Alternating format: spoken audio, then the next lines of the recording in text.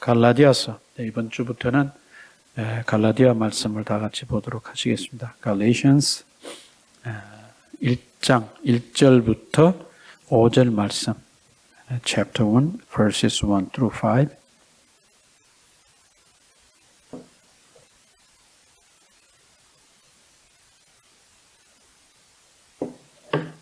갈라디아서 1장 1절에서 5절 말씀, 뜻을 생각하시면서 천천히 같이 읽으시겠습니다. 시작. 사람들에게서 난 것도 아니요 사람으로 말미암은 것도 아니요 오직 그리스도 예수와 그를 죽은 자 가운데서 살리신 하나님 아버지로 말미암아 사도된 바울은 함께 있는 모든 형제와 더불어 갈라디아 여러 교회들에게 우리 하나님 아버지와 주 예수 그리스도로부터 은혜와 평강이 있기를 원하노라. 그리스도께서 하나님 곧 우리 아버지의 뜻을 따라 이 악한 세대에서 우리를 건지시려고 우리 죄를 대속하기 위하여 자기 몸을 주셨으니 영광이 그에게 세세토록 있을지어다. 아멘. 이번 주부터는 우리 갈라디아서 말씀을 계속해서 봅니다. 갈라디아서는 6장까지 있는 그렇게 길지 않은 그런 책입니다만은 사도 바울이 기록한 서신서 가운데 아주 중요한 그런 서신서입니다.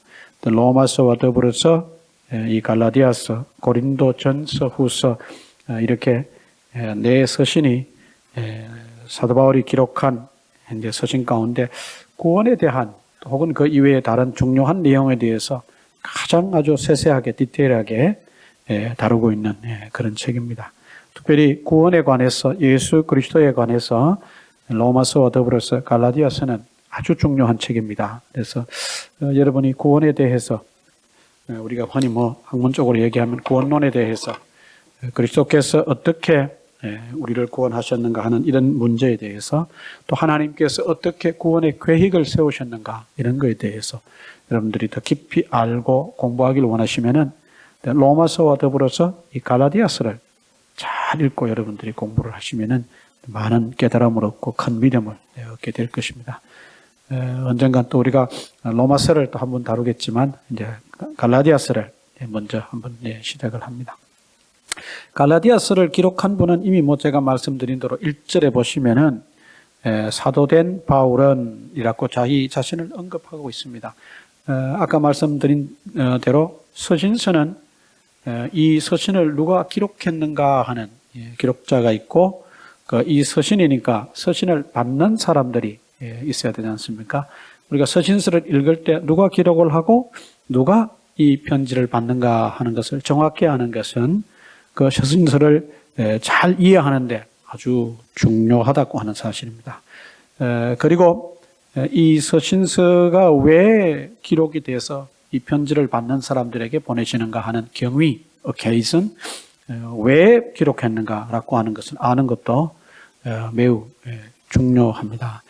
그 이외에 언제 기록을 했고 어디서 기록을 했다고 하는 것은 그냥 부수적으로 여러분들이 알고 계시면 좋을 것 같습니다. 이 갈라디아서는 AD 53년경에 사도 바울이 고린도에서 2차 선교 여행 중에 기록했을 것이다. 다들 이렇게 짐작하고 있습니다. 그것은 아주 중요한 이슈는 아닙니다. 중요한 것은 누가 기록을 하고 이 편지를 왜 누구에게 써서 보내느냐라고 하는 그런 내용입니다. 그걸 여러분들이 염두에 두셔야 될 줄로 믿습니다. 여기에서 이제 두 가지는 일단 나왔습니다. 오늘 본문 읽은 말씀에서 사도 바울이 편지를 기록을 했고 이 서신서를 받는 갈라디아서를 받는 사람들은 2절에 가서 보시면 아시겠지만 갈라디아 여러 교회들에게라고 되어 있습니다. 갈라디아에 있는 여러 교회다. 근데 문제는 우리가 한글로 이렇게 번역된 성경을 읽을 때 그냥 갈라디아에 여러 교회들이 있었는가 보다 이렇게 이해하고 넘어가면 문제가 있을까요? 없을까요? 별 문제가 없습니다. 문제는 뭐냐 하면은 이 갈라디아라고 하는 지역이 상당히 크고 학문적인 면에서 갈라디아가 둘로 이렇게 나눠지는 것을 볼 수 있습니다. 북갈라디아, 남갈라디아 이렇게 나눠집니다. 그렇다면 북갈라디아, 남갈라디아 이렇게 지역적으로 갈라디아가 나눠지는데 그러면 이 갈라디아 여러 교회들이라고 했을 때 이 갈라디아 여러 교회들은 어디에 있는 교회들이냐?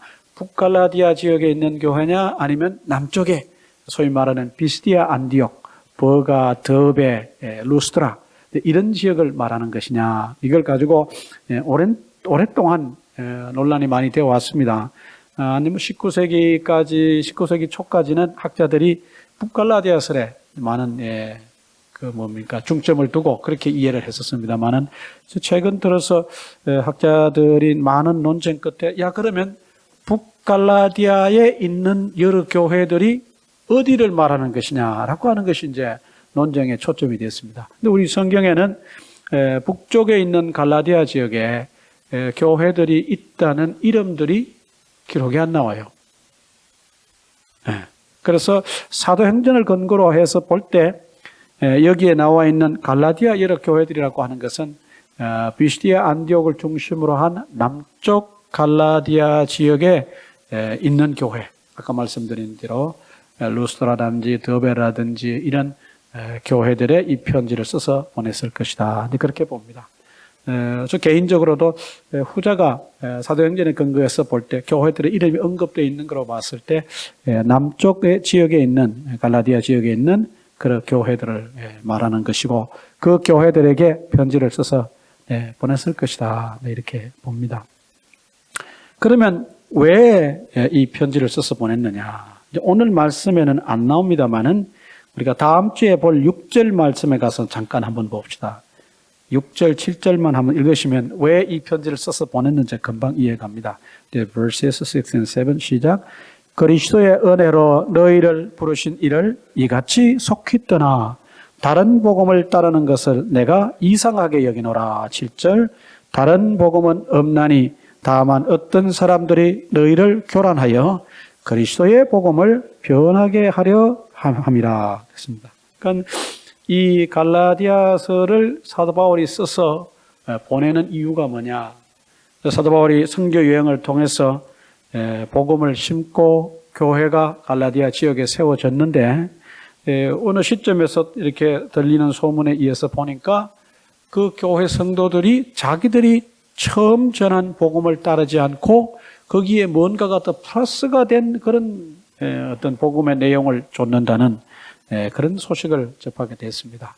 이러한 사실을 두고 사도 바울이 그 모든 것들을 고려하고 살펴보았을 때 그들이 복음이라고 전하고 지금 현재 이 갈라디아 교회 성도들이 따르는 소위 말하는 그 복음이 자기들이 전한 복음과는 전혀 다른 복음의 성격을 지니고 있다는 것입니다.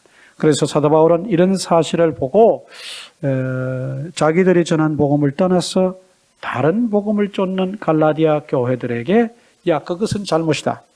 그 복음은 진정한 복음이 아니고 사도 바울과 그의 형제들이 가서 전한 그 복음이 진정한 십자가의 복음이니 너희가 그렇게 하면 안 된다라고 하는 것을 알려주기 위해서 그들의 잘못된 다른 복음을 쫓는 그들의 모습을 커렉트하기 위해서 사도 바울이 이 편지를 기록을 했습니다.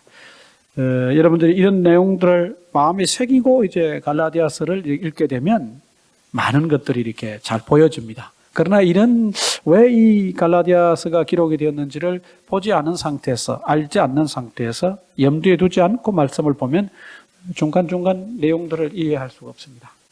여러분들이 이제 앞으로 갈라디아서를 우리가 계속 보게 될 테니까 지난주에 제가 말씀을 드렸습니다. 갈라디아서를 1장부터 6장까지 한번 읽어보셔야 된다 그랬습니다. 그러니까 갈라디아서를 지난주에 다 읽었으리라고 생각을 합니다. 믿습니다. 그렇지만 아직 미처 바빠서 읽지 못하신 분들은 오늘이라도 갈라디아서를 1장부터 6장까지 읽어보시길 바랍니다. 그 1장부터 6장까지 읽어보시면 금방 읽습니다. 시간이 이렇게 많이 걸리지 않아요. 또 짧습니다. 챕터가.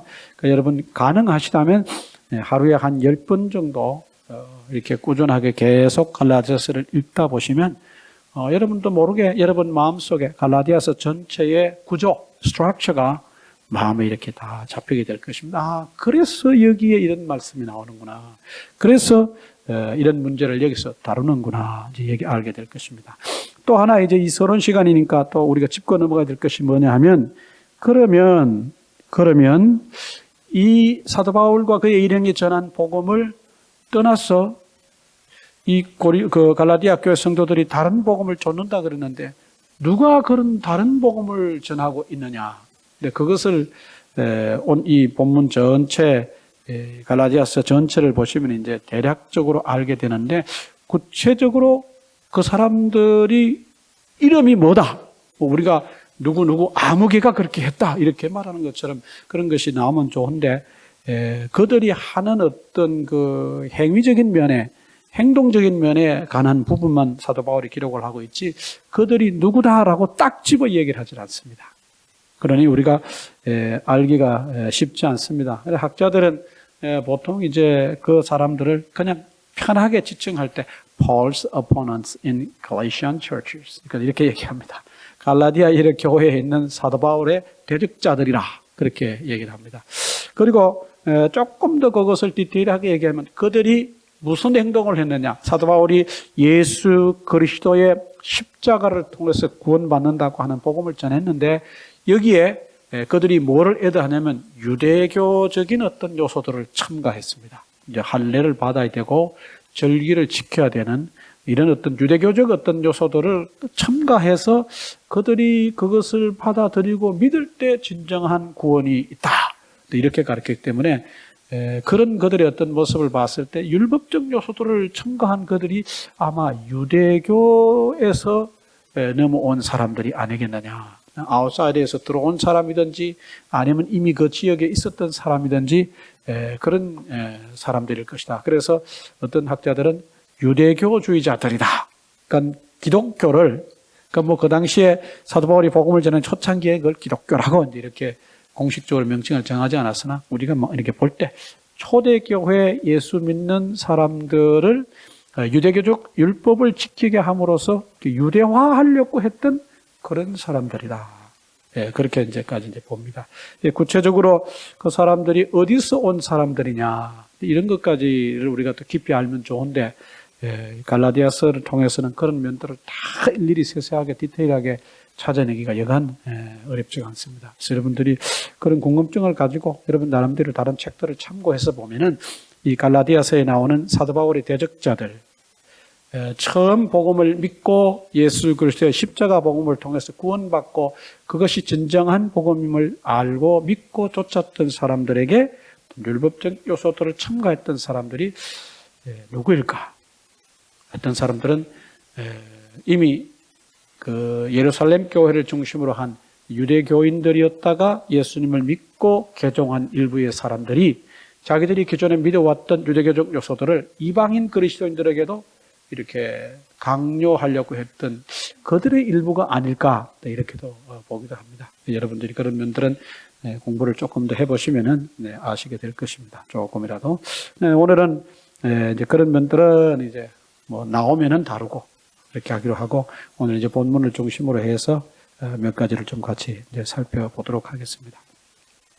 1절 말씀에서 이 갈라디아서를 기록한 사람은 사도 바울이라 그렇게 얘기했습니다. 그런데 중요한 것은 자기 자신을 소개하는데 이름도 소개하고 있고, 그 이름 앞에 수식어가 붙었는데 뭐가 붙었냐 하면 사도된 바울이라고 하는 말로 이렇게 수식어가 붙었습니다. 사도된. 그러니까 바울이 자신을 갈라디아 교회에 소개하는데 누구라고 소개한다고요? 사도라고 소개한답니다. 사도. 자기가 사도다. 사도는 우리 신약 성경에 아주 광범위하게 사용되는 단어입니다. 그리스 말로는 아포스톨로스라고 하는 말입니다. 영어로는 그리스말에서 온 apostle이라고 하는 말입니다. 이 말은 두 단어가 이제 합성이 되었는데, 아포스톨로스라고 하는 말로 여러분들이 보시면 이게 두 단어가 합성이 되었다라고 하는 것을 알 수 있는데, 이것은 그 말의 뜻이 뭐냐 하면은 어디로, 누구에게로, 누구에 의해서 보내심을 받은 사람이다, 그런 뜻입니다. A person who is sent, 이런 뜻입니다. 그 말 자체는. 그러니까 보내심을 받은 사람. 그것을 그 당시 예수님 당시, 그 다음에 이 사도 바울 당시에 사용하던 그리스 말이에요.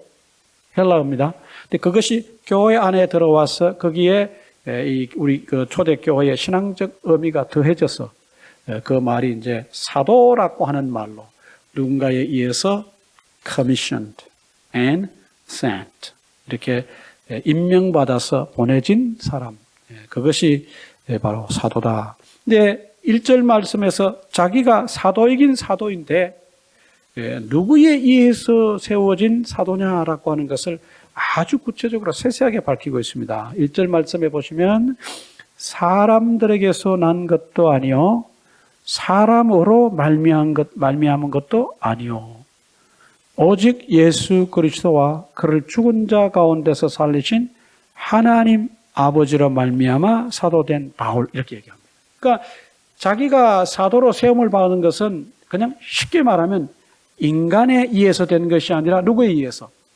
예수 그리스도와 하나님에 의해서 사도가 됐다, 이렇게 얘기를 합니다. 아주 이 내용은 굉장히 중요합니다. 앞으로 이 갈라디아서에서 사도 바울이 진정한 복음, 이 복음을, 십자가 복음을 변증해 나갈 때 그 복음의 기원이 어디서 나왔느냐라고 하는 것을 밝힐 때 아주 중요한 배경이 되는 그런 내용이기도 합니다. 사도 바울은 자신이 인간들이 세운 사람이 아니다. 자기는 디바인 아포스톨이라는 겁니다. 하나님에 의해서, 예수 그리스도에 의해서 세워진 사도다.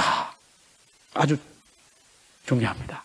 굉장히 중요합니다. 그래서 아까도 말씀을 드린 대로 자기가 받은 바 계시의 기원과 더불어서 자기 자신이 사도됨이 인간들에 의해서 세워진 그런 사도가 아니고 예수 그리스도와 하나님에 의해서 세워진 사도다. 명확하게 이제 이것을 천명하는 것을 봅니다. 그리고 이제 2절 말씀에 가면 함께 있는 모든 형제와 더불어 갈라디아 여러 교회들에게 이렇게 되어 있습니다. 그러니까 이 사도 바울이 복음을 전할 때 혼자 다녔습니까? 아니에요. 혼자 다니지 않았어요. 사도 바울은 늘 여러 명이 소위 말하는 팀으로 선교를 하는 그런 전략을 갖고 있었습니다. 대부분의 경우에, 거의 모든 경우에 사도 바울은 함께 복음을 전하는 사역을 했던 것을 볼 수 있습니다. 사도 바울이 복음을 전할 때 몇 가지 전략이 있었는데 그 전략 중에 하나는 소위 말하는 팀 미션이고, 또 하나는 이왕이면 큰 도시를 중심으로 복음을 전하려고 했던 그의 전략을 볼 수가 있습니다.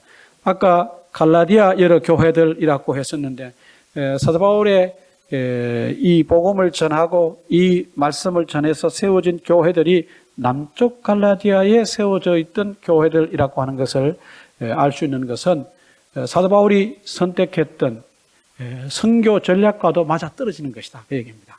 사도 바울이 아주 산골짜기에 있는 그냥 한두 사람 사는 그런 동네를 찾아가서 복음을 전하려고 했던 것이 아니라 할 수만 있다면 큰 도시, 대도시, 문명과 문화가 아주 잘 발달된 그런 큰 도시 지역으로 다니면서 복음을 전했습니다.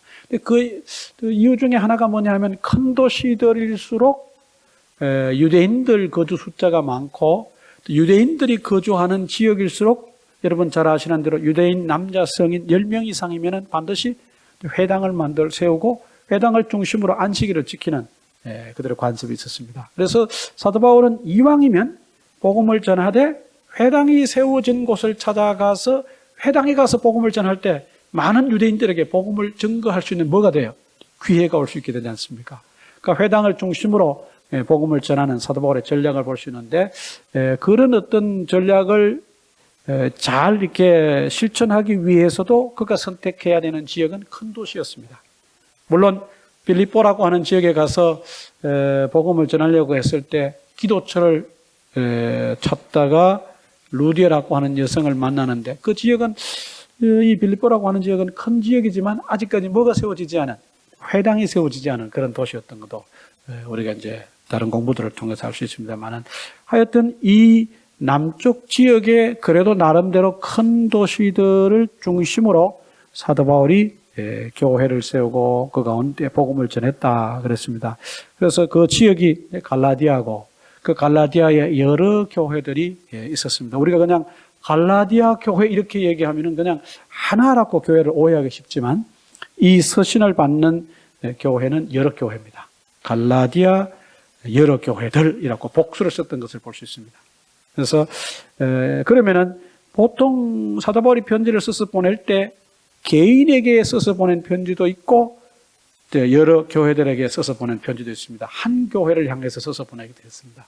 그렇다면 여러 교회라고 하는 이 표현으로 봤을 때 이 갈라디아서는 한 개인이나 한 교회를 특정해서 보내는 그런 서신서가 아니라 여러 교회들이 이 편지를 받고 돌려가면서 읽어야 되는 그런 편지라고 하는 것을 알 수 있습니다. 영어로는 circular letter라고 그렇게 얘기합니다. 돌려서 보는. 그리고 우리나라 말로 그것을 번역한 것이 뭐냐면 회람서신이라 그렇게 합니다. 회람한단 말은 뭡니까? 누가 읽고 또 다른 사람에게 보여주고 또 그 사람이 또 다른 사람에게 전해주어서 또 읽고 하는 회람한다 그런 말을 쓰는데 어떤 말로 우리가 볼 때 의미로 볼 때 이 갈라디아서는 회람서신입니다. 사람들이 교회들이 이 편지를 돌려가며 읽어야 되는데 그런 내용인 것을 볼 수 있습니다.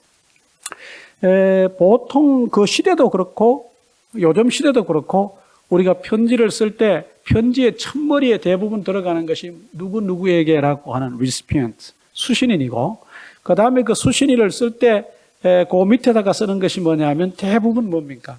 인사예요, 인사. 그죠? 뭐 요즘같이 이제 환절기가 찾아와서 엘러지에 민감한 분들은 이제 엘러지 때문에 고생하는 분들도 있을 텐데 이제 그런 사람들에게 편지할 때 누구누구에게 환절기에 알러지로 고생을 하고 있지는 않은지 궁금하구나 이렇게 하면서 뭘 하는 겁니까? 안부하고 인사하지 않습니까? 그 당시 편지 형식도 그랬고 지금 편지 형식도 그런 면에서 바뀐 부분이 없습니다. 뭐 거의 그대로 이렇게 내려옵니다만은 사도 바울도 똑같이 그 시대의 일반적인 편지들처럼 교회에 편지할 때도 늘 인사를 이제 하는 그런 모습을 봅니다.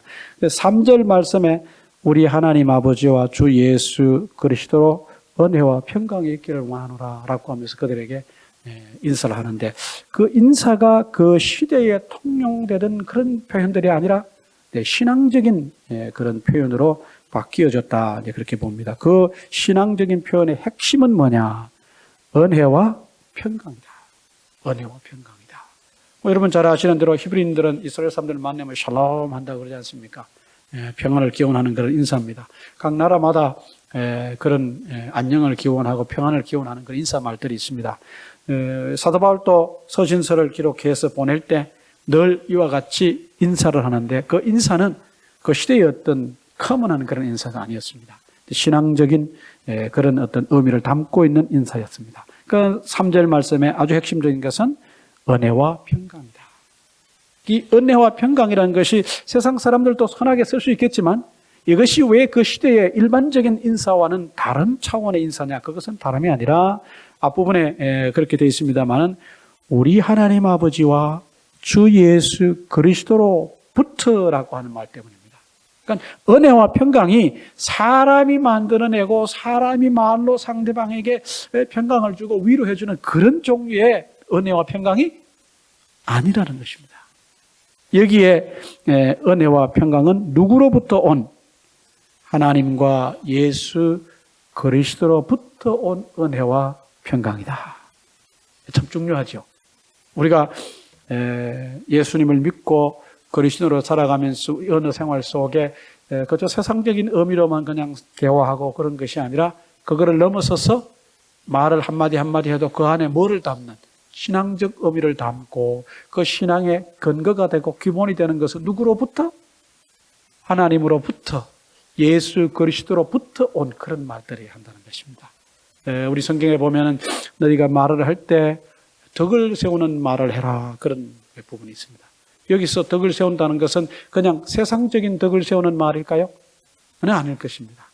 신앙적인 덕을 세우는 믿음의 덕을 세우는 말을 들 것입니다. 그러니까 우리가 덕이라 그래서 세상 사람들도 덕스러운 말 얼마든지 할 수 있습니다. 그런 말을 할 수 있어요. 그러나 우리는 그런 세상적 의미의 덕이 아니라 신앙적 의미를 담아서 상대방에게 말을 할 수 있는 그런 어느 행함이, 어느 생활이 행함이 있어야 된다는 것입니다. 똑같은 원리입니다. 그러니까 은혜와 평강을 기원하되 그 은혜와 평강의 기원이 어디냐? 근원이 어디냐? 그거는 하나님과 예수 그리스도다. 세상에 주는 평화와 평강은 잠깐일 수 있습니다. 이따가 금방 없어질 수 있습니다. 그러나 아버지와 예수 그리스도께로부터 오는 은혜와 평강은 영원히 있는, 오랫동안 있는 은혜와 평강이었을 볼 수 있습니다.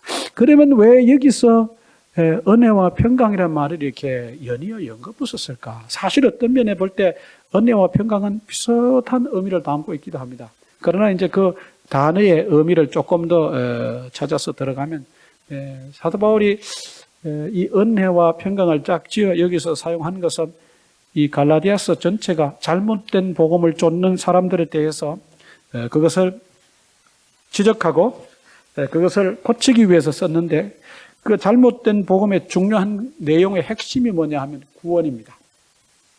예수 믿고 얻는 구원입니다. 그러니까 아까 말씀드린 대로 일부의 어떤 사람들이 십자가 복음을 통해서 믿고 구원 얻는 그 플러스 유대교적 율법적 요소들을 첨가해서 그래야만 구원을 완성할 수 있다, 이룰 수 있다고 한 그런 잘못된 구원론에 대해서 사도 바울이 반박을 하게 되는데, 그러다 보니까 이 갈라디아에서 중요한 내용 중에 하나가 뭐냐 하면 예수 그리스도를 믿고 얻는 구원입니다. 그러니까 여기에서 은혜라고 하는 말을 사용했을 때 이 구원을 염두에 두고 전제하고 하는 그런 표현입니다. 그러니까 우리는 어떤 말을 할 때 그냥 아무 생각 없이 막 하지만, 물론 이 내용이 중요하고 교회들을 바로 세우기 위해서 사도 바울이 하나님께로부터 받은 계시의 말씀이긴 하나 굉장히 논리적인 그런 어떤 면을 가지고 있는 것을 볼 수 있습니다. 은혜는 그 말의 뜻이 여러분 잘 아시는 대로 어떤 사람이 도저히 받을 자격이 없는데 무언가를 공짜로 주는 것, 그것을 은혜라고 얘기합니다. 은혜, 카리스라고 하는 말입니다. 아주 우리 성경에 자주 나오는 단어고, 그러면서도 은혜의 진정한 의미를 우리가 잘 알지 못하고 자주 사용하는 단어입니다. 그러니까 성경에서 우리를 향해서 하나님 우리에게 은혜를 베푸셨다 그러면은 우리는 은혜 받을 수 있는 자격이 있다는 거예요, 없다는 거예요? 없어요. 우리는 은혜 받을 자격이 하나도 없어요. 그러나 하나님께서 우리의 그런 자격을 보지 않고 예수 그리스도를 통해서 우리에게 베푸시는 바가, 받을 자격 없는 사람에게 베푸시는 그 베푸신 바가 뭐냐? 그게 은혜거든요. 구원이 하나님 앞에 우리가 구원받을 수 있는 자격이 없는 사람들입니다. 우리가 무엇을 행해서 구원을 쟁취하고 획득하고 얻어낼 수 있는 그런 성질의 것이 아닙니다. 말 그대로 구원은 우리 성경에 나와 있는 것처럼 받는 것입니다. 우리가 구원을 받는다고 할 때 그 구원은 우리 입장에서 늘 수동태로 사용이 됩니다. 그 수동태의 행위를 행하시는 분은 누구냐? 하나님이시고 예수 그리스도시고 성령님이시거든요. 우리는 그냥 받는 입장에 있습니다. 그러니까 그 구원을 받는 우리가 자격이 없지만 우리에게 구원을 받게 하시는데, 구원을 베푸시는데, 그것은 무엇을 통해서 가능하냐? 하나님이 우리에게 베푸시는 바 은혜 때문에 가능한 것입니다. 그 은혜가 있어서 그 은혜로 말미암아 우리가 구원을 받게 되는 것입니다. 그래서 사도 바울이 이런 단어를 특별히 선택을 해서 여기에 그들에게 편지를 통해서 그들의 어떤 마음속 깊은 곳에 어떤 신앙적인 요소를 터치하려고 하는 그 의도를 볼 수 있습니다. 어떤 학자는 은혜와 평강이라고 하는 두 단어의 관계가, 은혜가 뿌리라면 평강은 열매요. 은혜가 cause라면 평강은 effect다. 이런 말로, 아주 유명한 말로 설명을 했더라고요. 아주 멋있는 말입니다. 그러니까 은혜라고 하는 뿌리가 있어야 평강이라는 뭐를 맺는다는 거예요? 열매를 맺는다는 거예요. 우리가 예수 그리스도에게 받을 수 없는 은혜를 받고 그 은혜가 우리 신앙생활에 뿌리를 내릴 때 우리의 삶에 어떤 열매로 드러나는 한 부분이 뭐냐 하면 우리의 삶의 평강이라 그 얘기입니다. 그러니까 하나님으로부터 온 은혜, 예수 그리스도로부터 온 은혜가 우리 속에 없으면 우리가 아무리 피스해도 그 평강이 우리 안에 있을 수 있다는 거예요, 없다는 거예요? 없다는 거예요. 그 일시적으로 있는 듯 하나 곧 없어지는 일과성, superficial, transient. 그냥 있다가 없어지는, 그냥 come and go 하는 그런 평강밖에 될 수가 없다는 것입니다. 그러니까 우리 안에 하나님으로부터 온 은혜가 있을 때 누가 평강을 우리에게 있으라고 하지 않아도 평강은 뭐예요? 저절로 생겨나는 것이라는 겁니다. 이런 것을 염두에 두고 사도 바울은 은혜와 평강이라는 단어를 선택한 거예요. 그리고 여기다 의미를 부여한 거예요. 갈라디아 여러 교회들 성도들에게 정말 너희에게 구원을 통한, 하나님의 은혜에 의한 구원을 통한 은혜가 너희에게 있을 때 뭐가 있다는 거예요? 너희 삶에 평강이 있게 된다. 인사 한마디라도 어때요? 심오합니다. 아주 심오합니다. It's kind of a profound greeting. 아주 심오한 인사입니다. 여러분들이 누구에게가 인사를 할 때 이렇게 의미를 담고 그렇게 인사해 보신 적이 있으십니까? 우린 인사할 때 대부분 건성입니다. 뭐 저부터도 사람들에게 인사할 때 정말 진정한 의미를 담아서 뭐 심오하지는 않더라도 정말 의미 있는 인사를 나누기가 쉽지 않다는 걸 알 수 있습니다. 가족들끼리도 그렇고 일터에서 만나는 사람들 사이에도 그렇고 아니면은 오랫동안 멀리 떨어져 있다가 어떻게 이제 만날 기회가 된 사람들도 그렇고 우리가 그런 경우가 되면 정말 의미 있는 심오한 그런 인사를 나눠야 되는데 우리가 이런 부분에 참 약합니다. 사도 바울은 오늘 본문 말씀에서 그런 부분을 보여주고 있습니다. 평강, 은혜 이런 단어를 통해서 이 갈라디아 교회들을 향해서 그 교회를 섬기고 있는 사람들에게 복음을 떠난 사람들이지만 그들을 향해서 이런 정말 아주 심오한 말씀으로 그들에게 인사하는 그런 모습을 봅니다. 4절 말씀에 그리스도께서 하나님 곧 우리 아버지의 뜻을 따라 이 악한 세대에서 우리를 건지시려고 우리 죄를 대속하기 위하여 자기 몸을 주셨으니 예수님께서 자기 몸을 주셨다 그랬습니다. 그 자기 몸을 주신 목적이 뭐냐? 이유가 뭐냐? 악한 세대에서 우리를 건지시기 위해서다 그랬습니다. 이 악한 세대라고 하는 것은 이 악한 세상이라고 하는 말과도 같은 의미를 담고 있습니다. 사도 바울이 바라볼 때 하나님을 모르고 예수 그리스도를 모르고 하나님의 계획하심과 하나님의 뜻하심과는 반대적인 삶을 살아가는 모든 사람들을 바라볼 때 그런 사람들이 사는 그 세상, 그런 사람들이 모여 사는 그 시대의 말로 사도 바울이 바라볼 때는 wicked, 악한 세상입니다. 아주 사도 바울이 볼 때 이것은 신앙적인 면에서 영적인 면에서 악한 세상이라고 본 것입니다.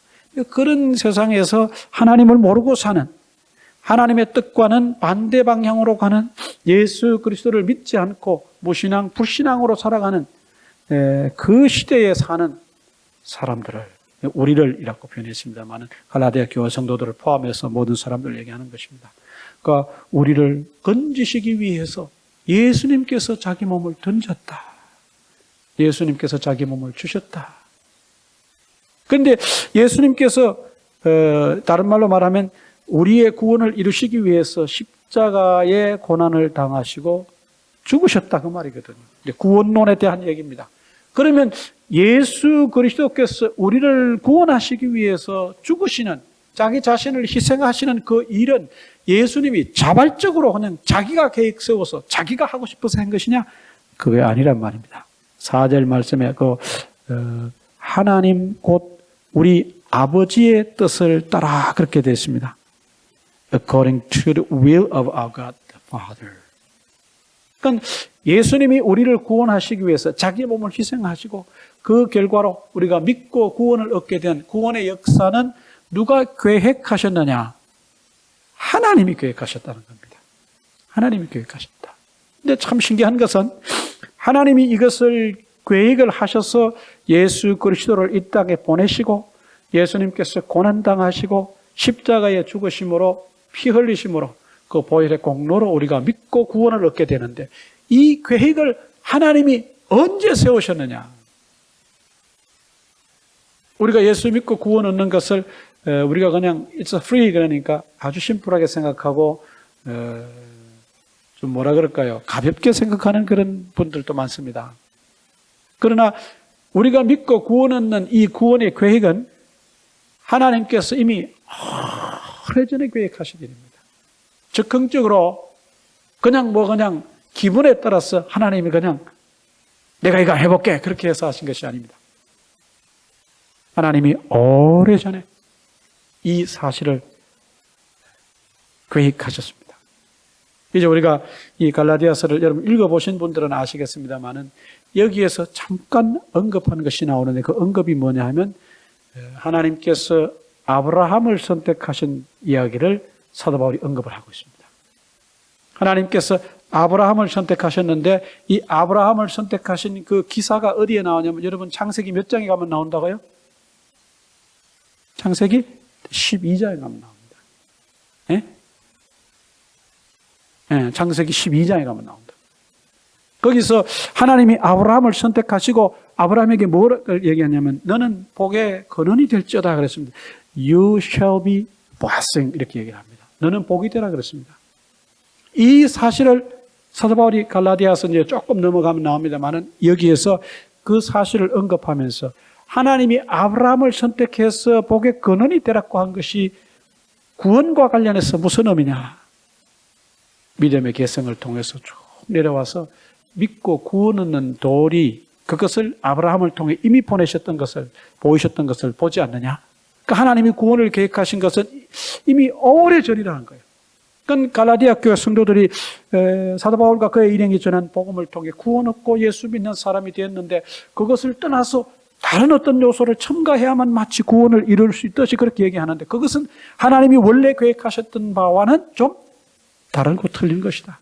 하나님의 구원의 계획이 심오한데 너희가 그것을 함부로 가볍게 여기고 다른 복음을 쫓아간다는 것은 말이 안 된다. 이렇게 얘기하는 것을 봅니다. 그래서 여기서도 이 4절 말씀을 통해서 구원에 관해서 이미 구체적인 사실들을 언급하는 것을 봅니다.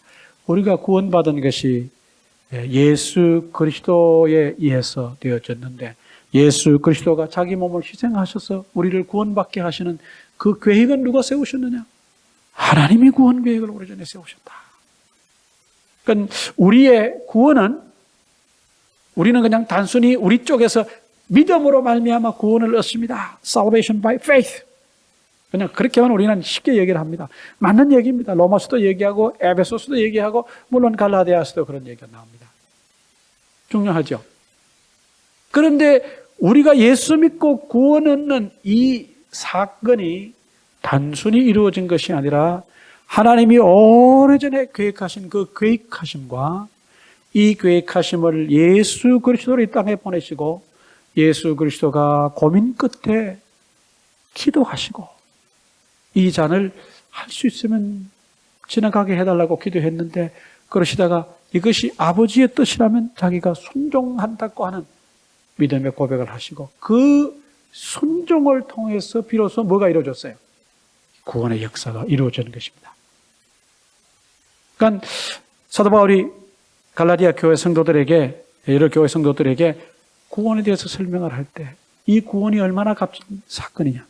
이것이 예수 그리스도의 한 분에 의해서만 된 것도 아니고 하나님이 계획하셔서 그리고 이 계획하심을 예수 그리스도께서 자기 생명을 던지시는 그 일에까지 순종하심으로 말미암아서 이게 일어난 사건이 구원이란 얘기입니다. 이게 엄청난 사건이다. 너희가 구원받는 것이 그렇게 심플하고 단순해 보이냐? 그 본질은 free이지만 그것이 그렇게 free라고 해서 가볍고 하찮은 것이 아니다. 아주 중요한 것이다. 내가 마음에 새기고 염두에 두어야 할 것이다. 이런 일을 행하신 구원을 계획하신 하나님,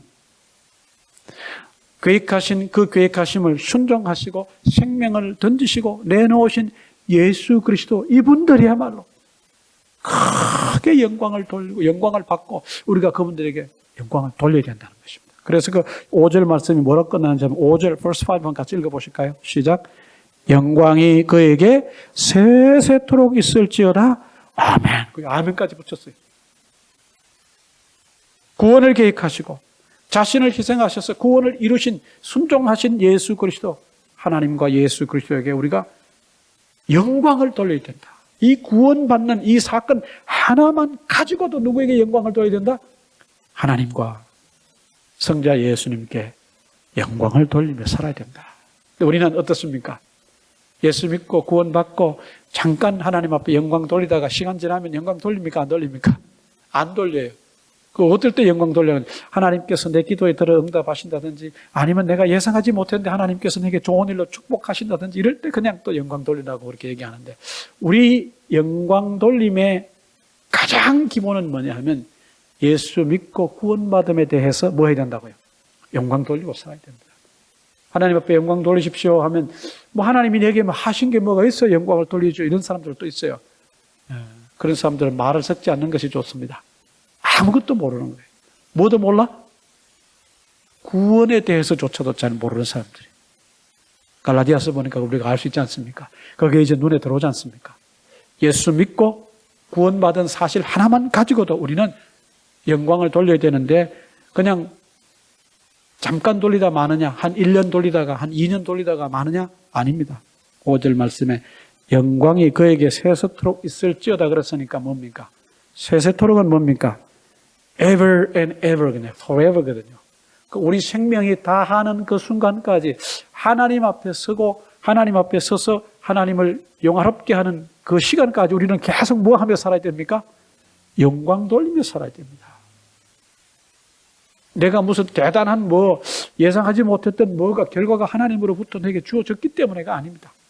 내가 진짜 예수 믿고 구원 받았다면 성도는 일생 동안 뭐 하며 살아야 된다? 하나님 아버지께, 예수 그리스도께 영광 돌리며 살아야 됩니다. 이 사실만 알아도 우리의 신앙생활이 풍성해지고, 이 사실만 알아도 우리의 신앙생활이 겸손해질 수밖에 없습니다. 내가 영광 받으려고 하지 않고 하나님 아버지께 영광을 돌리겠다는 그런 겸손하고 겸허한 자세가 바로 이런 것을 깊이 깨닫는 데서부터 오는 거예요. 이걸 잊어버리고 살다 보면 이제 서서히 어떻게 되는 거예요? 내 마음이 높아지고 하나님께 돌려야 될 영광을 내가 그냥 슬쩍슬쩍 가로채기도 하고 받기도 합니다. 그러다가 뭐 하는 거예요? 그러다가 걸려 자빠지고, 그러다가 신앙생활이 황폐해지는 겁니다. 오늘 이 짧은 5절 말씀이지만 사도 바울이 갈라디아서 서론을 통해서 우리가 새롭게 보고 다시 한번 제3, 제4 우리가 생각해야 될 부분들이 굉장히 많이 나왔습니다. 이 말씀을 가지고 여러분들이 묵상하시면서 이번 한 주간 여러분 스스로의 어떤 모습에 대해서 살펴보시고, 내가 구원받음이 이렇게 귀중하고 소중한 것이구나 하는 것에 대해서 잘 깊이 묵상해 보시길 바랍니다. 그것만 깊이 묵상하고 깨달아도 이번 한 주간은 큰 은혜가 있는 한 주간 될 것입니다. 꼭 기억하시기 바랍니다. 기도하겠습니다. 하나님 아버지, 오늘 또 귀한 말씀을 통해서 우리의 삶을 돌아보고, 이 갈라디아서 서론 말씀을 통해서 우리 신앙생활을 또 다시 한번 점검할 수 있도록 도와주셔서 감사를 드립니다. 이제 이 말씀을 통해서 우리의 신앙생활을 성찰하고 나 자신을 이 말씀의 거울에 잘 비추어보고, 내가 구원받음이 얼마나 영광된 일이고 이 일 하나만 가지고도 나는 평생 하나님 아버지와 예수 그리스도께 영광 돌리며 살아야 되는 사람인 것을 깊이 깨달아 아는 한 주가 될 수 있도록 주님이 축복해 주시기를 원합니다. 예수님의 이름으로 기도합니다. 아멘. 하나님 아버지, 오늘도 귀한 말씀을 통해서 우리 삶을 점검하고 또 돌아볼 수 있게 하시고, 또 이 어려운 시국을 맞이해서 우리가 믿음으로 살렸고 노력하는 이 시점에서 또 이 말씀을 통해 우리 모습을 돌아보게 하시니 감사를 드립니다. 이 세상의 어떤 기준에 맞추는 것이 아니라 하나님의 말씀의 기준에 맞추고 하나님의 말씀의 거울에 비추어 보아 우리가 말씀대로 순종하며 사는 저희들 되게 하여 주시기를 원합니다. 이번 한 주간도 은혜가 충만한 한 주간 되게 하시고, 처소에서 일하는 곳에서 살아가는 현장에서 하나님이 도우시고 함께 하셔서 승리하게 하시고, 건강을 하나님이 지켜주시고 붙잡아 주셔서 강건하게 도와주시기를 원합니다. 지금은 우리 주 예수 그리스도의 은혜와 하나님 아버지의 무궁하시고 신실하신 사랑하심과 성령님의 내주 교통 위로 충만하심이 오늘 말씀을 통해 자신을 성찰하고 말씀대로 순종하며 살기로 마음에 결심하는 우리 모든 성도들 머리 위에 내내 함께 하시기를 간절히 축원하옵나이다. 아멘.